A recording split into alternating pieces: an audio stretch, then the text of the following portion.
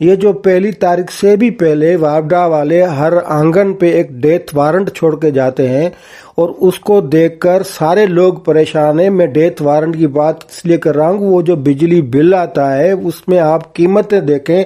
तो लोग वो 1 तारीख के बाद जिस तरह कहते हैं ना कि ये लोगों के पास इतना भी न छोड़ा जाए कि वो कुछ अपनी जो आरज़ू जो ख्वाहिशें वो पूरी कर सकें। तो पाकिस्तान में बिजली क्यों महंगी है, बिजली महंगी होने के असबाब क्या हैं, ये सारा प्रोग्राम आज उस पे है। बिजली सबका मसला है, बिजली ना होना भी सबका मसला है और बिजली होना फिर ज़्यादा महंगी होना वो सबसे बड़ा मसला है। तो उस हवाले से हमने कुछ तहकीक की है, कुछ स्टडी रिपोर्ट्स और कुछ रिपोर्ट्स जो है उनको मिलाकर हम इस नतीजे पहुंचे हैं कि पाकिस्तान में बिजली महंगी होने का वाहिद सबब जो हुकूमती पॉलिसियां हैं और हुकूमत चाहती है कि इन अवाम के जो पल्ले है वो कुछ भी ना बचे।